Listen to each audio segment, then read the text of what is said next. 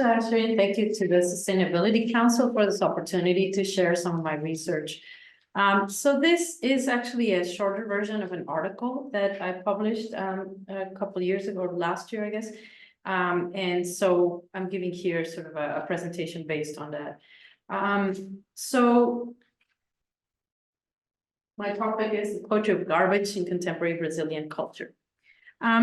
So uniquely human and global in scale, garbage has found its place in contemporary culture since modernism. So we have visual artists such as Schwitters on the left there, and Dieter Roth on the right. The Schwitters, Merz, and the trash sculptors Dieter Roth. These artists have repeatedly turned refuse into art. Also, poets and novelists such as Wallace Stevens, A.R. Ammons, Don DeLillo have featured landfills in their writing. So their work attests to the staying power for the literary imagination of what we throw away. Contemporary Brazilian culture, too, has turned to the topic of garbage in literary texts and cinemas.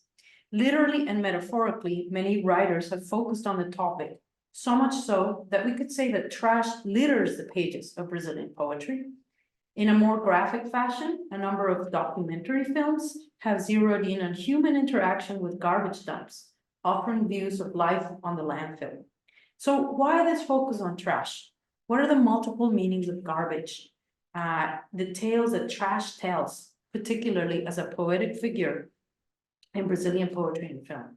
What features do these works share with representations of garbage in other contexts? What is unique about them? And more importantly, what insights do they offer into the relationship of humans to the natural or non-human world? So in this presentation, I will explore the ecocritical relationship between garbage and poetry in a selection of works by Brazilian writers and filmmakers. So I'll begin by theoretically exploring the topic of garbage, drawing on the work of literary critics, anthropologists, sociologists, and philosophers, and then go on and analyze those figures in a number of creative works. So this is not really a history of garbage, but I do have a bit of a chronology here so that we see the changing meanings of garbage in the Brazilian imaginary. So I start first with the word garbage, trash, refuse, rubbish. English has many words that refer to the material that humans discard. The Portuguese word lixo is likewise rich in synonyms, and I'll just really briefly read a list of some of the words in Portuguese. Sujeira, sujidade, imundícia, impureza, entulho, detrito, despejo, resíduo, resto, sobra, sobejo, refúgio, and cisco are all Portuguese words that also refer to garbage. So this abundance of of words or terms speaks to the ubiquity of garbage as a physical reality and also its centrality as a cultural concept. So indeed, only human beings make garbage. Christopher Todd Anderson points out, going on to note that, quote, when other creatures produce waste, it is integrated back into nature on a relatively quick basis. William Rathje and Colin Murphy, archaeologists associated with the University of Arizona's celebrated garbage project, also remind us that garbage is, quote, an unequivocal sign of a human presence, telling a tale that often contradicts official historical narratives. In the contemporary world, these scholars contend the sheer volume of the garbage that we create and must dispose of will make our society an open book. So we have then that garbage is not only peculiarly human and universal, but also historically significant as an alternative reading of culture, including our attitudes towards nature. The next part of my talk is called sorting out garbage. So the multiple cultural meanings of garbage are complex and fascinating. On a basic level, a scholar suggests that, quote, trash, whether it be material or ideational, is what is left over, what can no longer be used. Garbage is useless, or more precisely, the useless, objects deemed at some point expedient, but which no longer are. This temporal aspect is key. The proliferation of garbage in the contemporary world constitutes a sign of the acceleration of consumption brought about by industrial civilization. In our day and age, as one scholar suggests, the interval of usefulness a mass-produced object has between the time that it's produced and the time that it's junked is even shorter, with some products such as packaging and fast food utensils having useful lives measurable in minutes. So we live in a world then of ephemerally useful, disposable things that we rely upon for convenience. In a book called An Ontology of Trash, the philosopher Greg Kennedy argues that technology provides us with commodities we consume and discard in a quote-unquote carefree way to gain freedom from the concerns of the flesh and devote ourselves to our higher, again, air quotes, human, rational, and creative faculties. So our ability to produce trash, it would seem, is among the things that make us human, distinguishing us from animals who must suffer the burden of their bodily needs, right? Yet, if we consider Heidegger's concept of Sorge or care as a defining characteristic of the human, Kennedy concludes that paradoxically, technological consumer trash signifies our failure at being human because consuming carefree commodities necessarily excludes taking care. Trash, therefore, both makes us human, yet not truly human, as it reveals our lack of care. But we do take care of our trash. At least since the modern era, we're careful to remove it from our homes and our presence, whether scattered in public places or piled up high in landfills at the edge of urban centers. The placement of our waste symbolizes the marginal status of garbage, both as a material substance and as a concept. That's a quote from Anderson. So the location that we choose for the disposal of garbage speaks our self-definition as humans. Placing garbage on the margins of what we consider civilization, cities, dwelling places, physically and conceptually reinforces the human, non-human divide. So the practice of dumping garbage in remote places to avoid the risk of contamination brings to mind the anthropologist Mary Douglas' thoughts on her classic book Purity in Danger. So I'm not going to go too much into this, but she reflects on how, there's kind of the, dirt and garbage is something that we have to police the limits of. So the landfill, interestingly, is always located at the periphery, right, of the city. And it is, we have this sense of like distancing ourselves from garbage as a sanitary measure that protects us from contamination, but also as a ritual of ordering the world, by extension defining what is not human. So putting things in their place, putting garbage in its rightful place.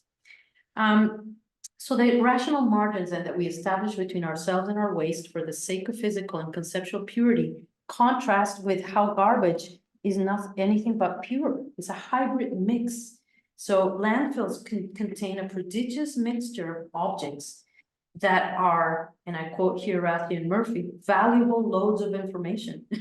Garbage spills out of neat, homogeneous piles, categories, and here I quote another scholar again, Georgia Voros, dump disposes of hierarchy, even to the extent of including nature's waste along with that of human cultural waste.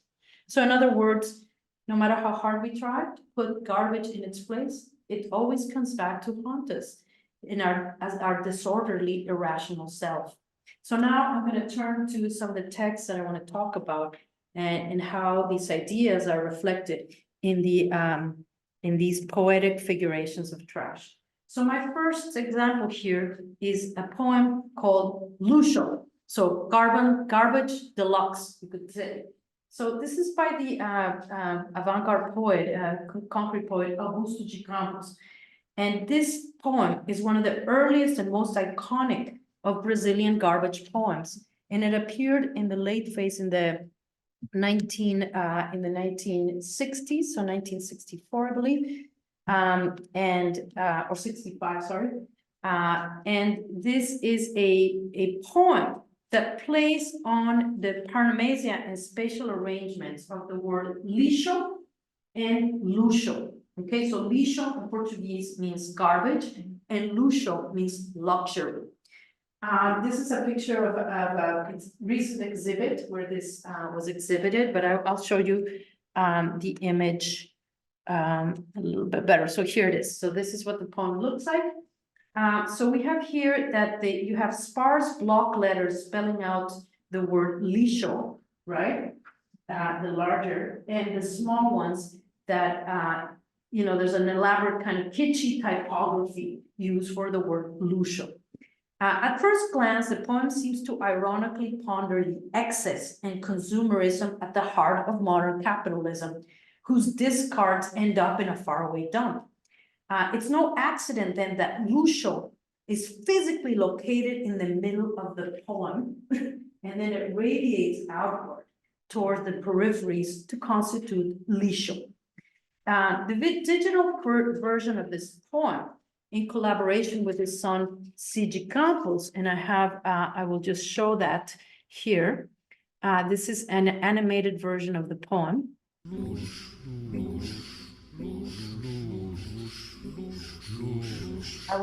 Can you still hear me? If you still hear me, I'll continue speaking. I'll just show it a second, maybe.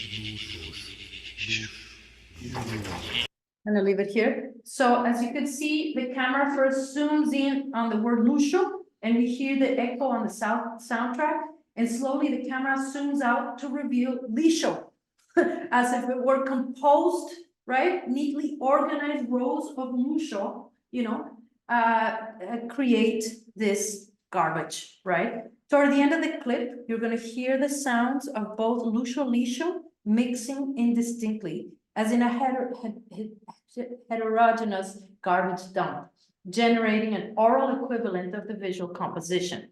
So you'll hear them mixing.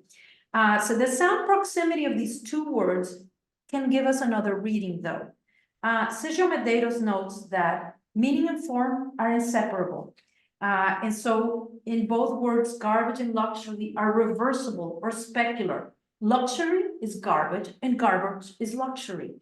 Can we, against the grain, read the presence of garbage in this poem as a kind of luxury?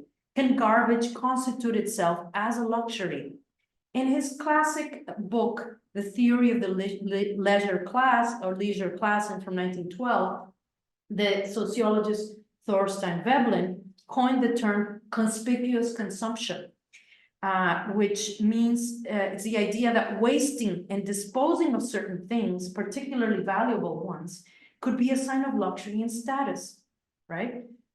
So interestingly, Charles Perrone says that, scholar who studied the poem says that this poem was inspired by an ad for high-end apartments, for luxury apartments.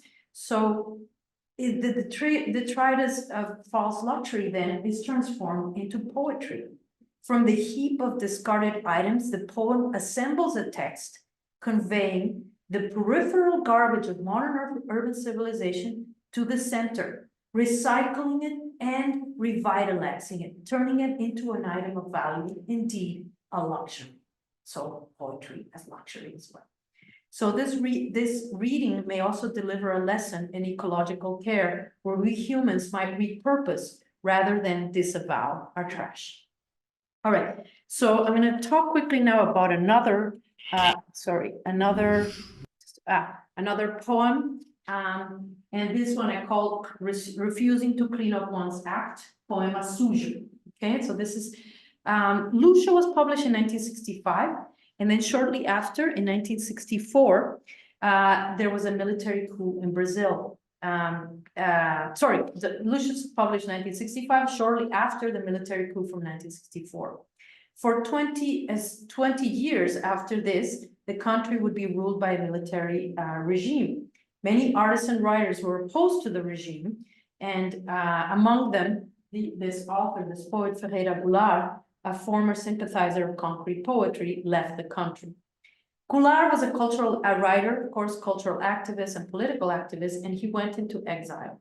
During that time, he wrote this autobiographical book-length poem called Poema Sujo, Dirty Poem. It's been translated into English. And he wrote it in the context of a movement that was called Poesia Marginal, so marginal poetry. Like Garbage, Poesia Marginal was clearly removed from the center in form and content. Because of its cheap printing format and trashy topics, this kind of poetry was referred to in the derogatory terms as literatura, or something like literature. So where that combines that. So Poema Sujo, though, was actually printed as a book, and its length and its epic aspirations hardly make it disposable. So this is not a throwaway item. But its connection with garbage and filth are no less significant. Goulart recounts that he first envisioned writing the poem as a kind of, and here I quote, vomit. He says, I thought I could vomit without any discursive order the mass of lived experience, throw the past up onto the paper, and from that magma, build the poem that would encompass my biographical and literary adventure. So through this, though regurgitation was not in the end in the compositional method that he followed, the poem does begin with words that suggest uncleanliness. And we have the Portuguese on the left, turvo, turvo, a turva mão do sopro contra o burro. Muddy, muddy, the muddy hand of the wind against the wall. So the poem unabashedly assumes its dirtiness as essential, not only in terms of the aesthetic and political positions, but also with regards to the impurity of its subject matter, its internal poetics. A poem that will deal not simply with the everyday, but more specifically with the sujeira of an economic condition where some have too much and too many have not enough. This is from Ricardo Sternberg, his assessment of this poem. So images of garbage appear here and there, to be sure, scattered throughout the poem, but more importantly, at the level of composition, Poema Sujo shares garbage's heterogeneous and non-hierarchical nature. As one critic puts it, Poema Sujo is a cumulative repository of disparate voices that mixes the grammar of the avant-garde with colloquial forms, the showiest display of erudition with the most popular contributions. In fact, it's a kind of, magnificent, impure poetry. So this kind of incorporation then of all manner of speech, which is sort of, arbitrary and at the same time kind of porous, having these boundaries where things can go in and out, right? As well as the divide between the self and the other, the human and the more than human, is all, part of this poem. And though initially this might seem that this poem is a sort of garbage dump, everything just lies there chaotically and disaggregated. However, the poem itself is also an attempt of the poem to understand himself as part of this complex relationship of systems, climatic, geographic, kinship, but mostly economic, in which the self can only be sensed as a fragment. Again, this is from Ricardo Sternberg. So Poema Sujo then seems to suggest that humans, by extension, cannot live as objects scattered in a garbage dump, but rather integrated into a web of more natural, a larger web of natural relationships. So I'm going to move on now to talking about a film, a documentary here. It's called Ilha das Flores. So it's precisely this large web of relationships that Ferreira Goulart talks about, which is the subject of Jorge Furtado's Ilha das Flores, Isle of the Flowers, or Isle of Flowers. But it's a darkly humorous reductio ad absurdum of that topic of how things are connected. So this is a 13-minute parodic biopic of a tomato. It's a story of a tomato from the time that it's harvested until it arrives at the dump. Okay, this is available on YouTube, so you can just look it up and watch the whole thing. I'm just going to show a clip. So this was produced almost a decade after Poema Sujo, during Brazil's redemocratization that followed the 20-year military rule. In this period, we also see that, you know, there's a rise in environmental concerns, right? And this is one of the, I think, a piece that really speaks to these concerns in a very, like I said, parodic way. It's a sort of satire. So Ilha das Flores' ecological message is articulated through various rhetorical strategies, notably irony and incoherence. So the film opens with certain statements that immediately contradict each other. So the first one starts out as saying, this is not a fiction film. And then we read this kind of bombastic, we get this bombastic music, and then that suggests that this is fiction. And then it says, there exists a place called the Isle of Flowers. And we expect to see something pretty, right? But then we see another phrase that says, God does not exist. So these statements are going to establish a sort of ironic tone and rhetoric of pseudo-scientific discourse that plays in this film. So scientific discourse is supposed to be factual, objective, and yet in this film, it's undercut by certain aspects which make it, sort of very creative. First of all, the ironic gap between what we see and what we hear. And then the literary technique of parataxis, where you have these sentences that are strung together side by side, and it seems that they are coherent, but they're not. They're very logically incoherent. So a prime example of this is the narrative of social and economic circumstances that lead the tomato from a plantation owned by a Japanese Brazilian to the garbage dump via a consumer, Mrs. Anechi, who's a door-to-door cosmetic saleswoman. And I'm gonna show this little clip here, which is from about 5. I want to try to find it, from about 5:50. Let's see. Not 5:50. See, okay. So, all right, I think. 1 second. Sorry, I'm just, okay. So Mrs. Anetti has bought this tomato and she's preparing. Serão totalmente consumidos por sua família no período de um dia. Um dia é o intervalo de tempo que o planeta Terra leva para girar por seu próprio eixo. Meio-dia é a hora do almoço. A família é a comunidade formada por um homem e uma mulher, unidos por laço matrimonial e pelos filhos nascidos deste casamento. Alguns tomates que o Sr. Suzuki trocou por dinheiro com o supermercado e que foram novamente trocados pelo dinheiro que Dona Nete obteve como lucro na troca dos perfumes extraídos das flores, foram transformados em molho para a carne de porco.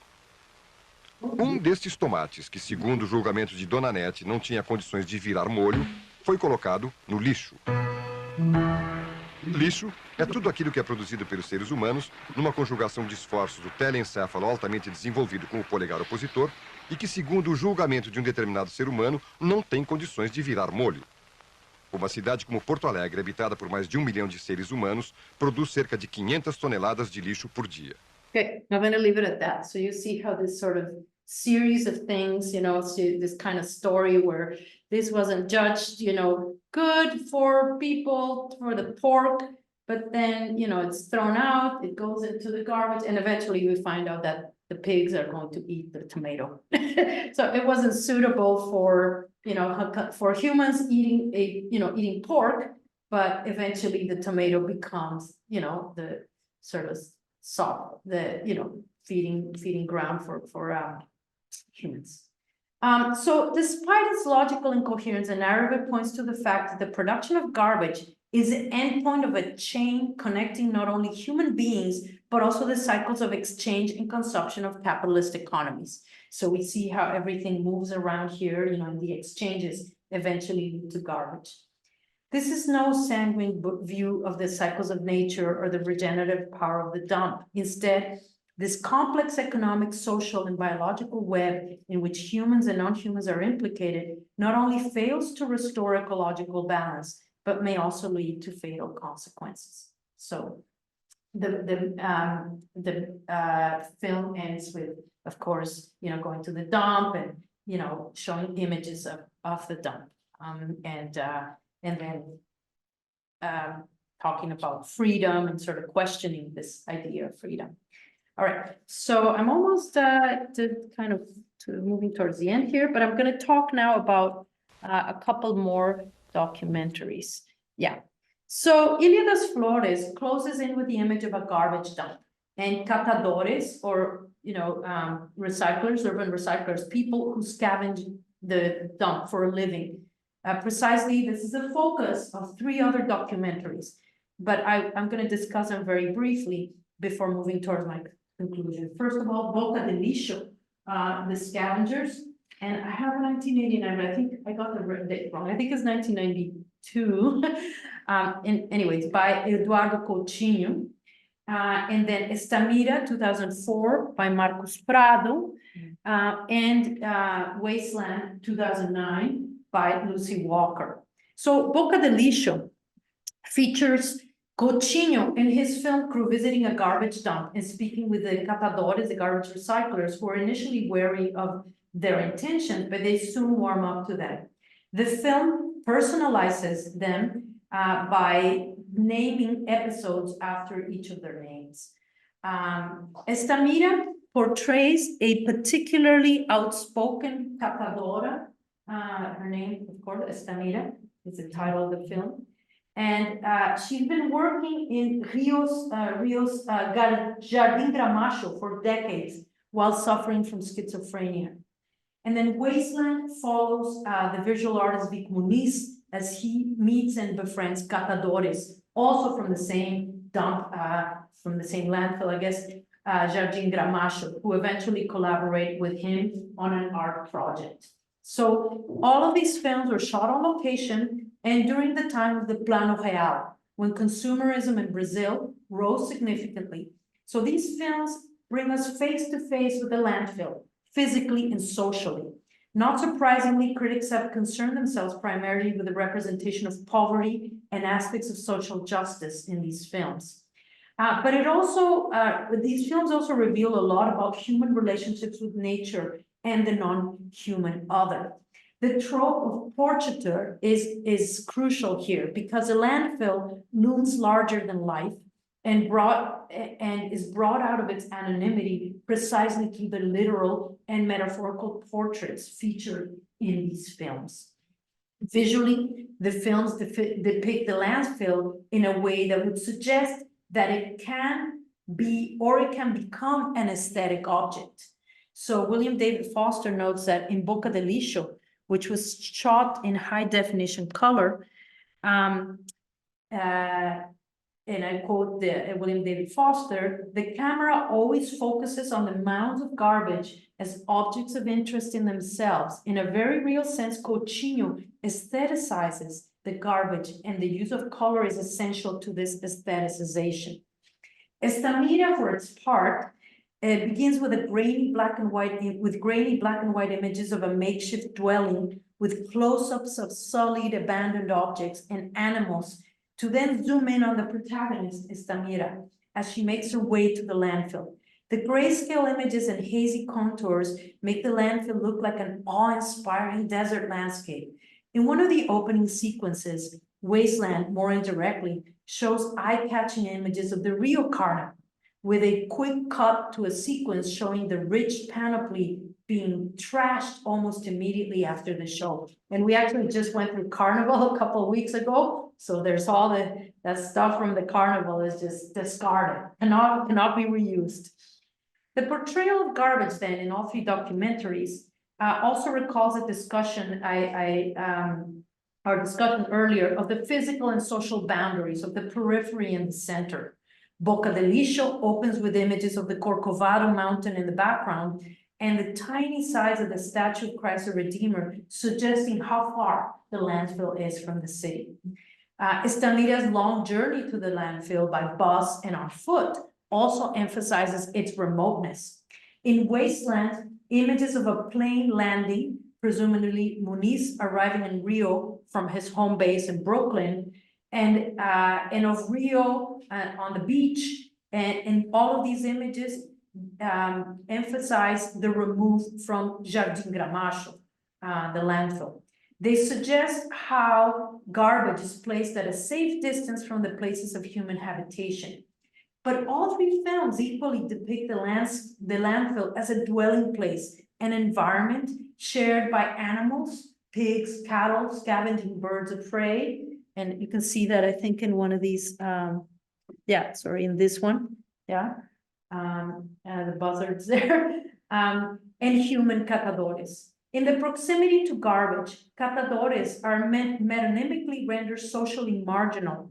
And while the human protagonist may well be, in more than one sense, living on the fringes, they do not appear as outcasts. So this is a contrast that's happening here. These people live in these dumps, and yet the films bring them their individuality and their resourcefulness. The catadores are shown in the everyday aspects of their lives, some in many ways remarkable, including how they transform the useless into the useful. In recycling what others discard, they enact an ethics of care. These actions reveal an impulse to repurpose, recycle, to give new uses to old objects, and stand against the machine of consumerism which buys and discards ever so swiftly. To the director Marcos Prado, Estamida's discourse is also a kind of poetry. She's, and I quote the director here, like a prophet of the dump, screaming out the values lost in our society, she creates neologisms and poetic philosophical metaphors to express herself. In Wasteland, Vic Muniz recycles landmark images from the history of art. So here you see, I think it's David Marat's death, right? He takes some images from the history of art and recycles them as templates for the portraits of these urban recyclers, which they themselves assemble from scrap material gathered from the dump.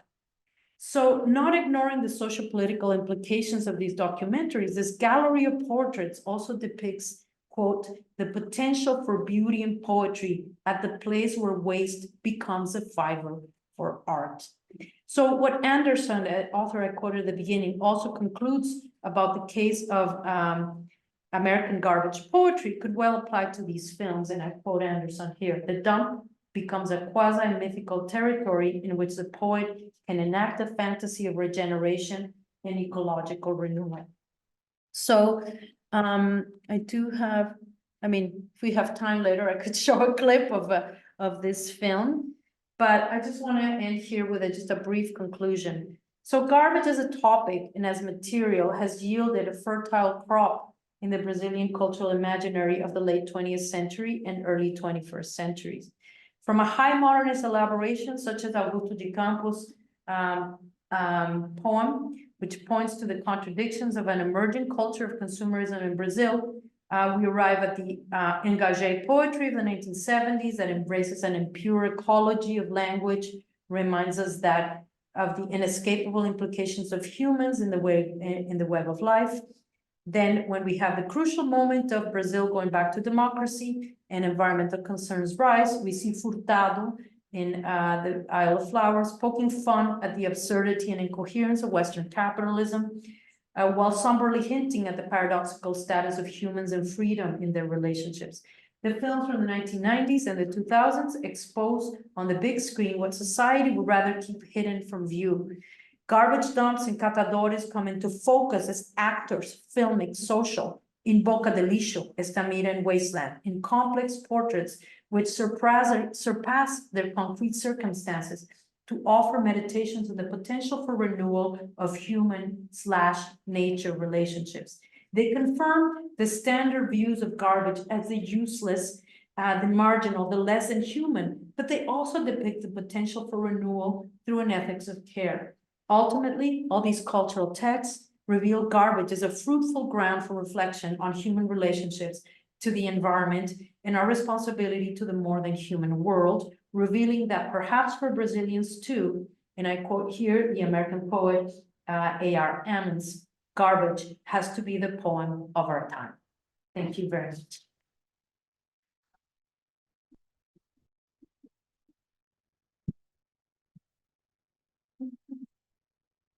Very much. We are open to any questions. If you're online with us, please feel free to put them in the chat. If you're in person, if you have any questions, please let us know. Please go ahead. Yeah, I just wanted to make the consideration of the evidence work. Is it interesting how it works, how the documentary comes with this different perspective, showing how the capitalist cycle works when we think about the tomato production, and how can we, it's interesting, I hope how we put how we link those documentaries talking about this the garbage and the reality as we put it out of us, we don't want to see it. So the other that is not considered human has access to it. So I like the perspective of it, and that's what is when I think that what is not used in the capital, in the city, in the human city, we put away, and then humans that are living remotely in Ilha Cruz, for example, is considered to be less than a pig, because the pig, like Yes. the food for the pig is Yes. selected yet, even. Yes, yeah. And the food for the pig is selected, but the food for those children that are there needy and they are humans, and I like this irony that you have in the documentary, that is the guy saying that we have the same brain, explaining scientifically that even we have the same brain, but as we live in different like remote places, you see the treatment of both of them. Like the one eats the good tomato, throws away, then goes to the pig has it, and then less than it, other human have access to it. Yeah, absolutely. I mean, it shows, of course, it shows how just from a rational viewpoint, it's completely illogical. Yeah, but it's also, of course, it's trying to, provoke you to say, yes, what's going on here. There's, the tomato that wasn't used, in this household now is going to become food. And you're right. I didn't show the last bit of this film, but yeah, it shows, a group of women with their children going in and just gathering these vegetables that are being thrown out, And I don't think that's unique. I mean, we find that in Edmonton too, right? So it's universal. Yeah, thank you. I don't know if there's other questions from the chat or. Not yet, but I had a question. How's like Edmonton in general has been active through, I don't know, any sort of this mixture of rich and little kind of community project? Yeah. Or... Well, to be honest, like a few years ago, I visited you could visit, Edmonton's waste facilities, right? And it was so eye-opening. It is so fascinating, that a lot of things are repurposed, are taken up, for example, electronics, right? Electronics actually contain a lot of like valuable metals and things, and if things are kind of taken apart, however, there's just a whole bunch of things that can't be recycled, right? They just have to go to the dump. Well, one of the things that Edmonton, and again, don't quote me on this because I'm not up on my Edmonton waste management, information right now, but and this was years ago, this is probably more than 10 years ago, they had the goal of making like 90%, getting like to the point where like some of the waste that couldn't be recycled would be turned into fuel through some kind, and maybe you guys know more about this, that it would be, so that 90% of like recovery of 90% either through recycling or through, so that only like 10% of what's, you know, of garbage would, you know, so it would seem incredible. I don't know if they really reached that, you know, that goal, but for sure, you know, I mean, now we're all sorting out our organics versus, you know, different things. I have no idea. I haven't been back to the facility. I know to what extent they actually, it makes a difference, you know, that we are doing this or not. But yeah, I would like to find out, you know, where those, but I think that there hasn't been a lot of, you know, talk about this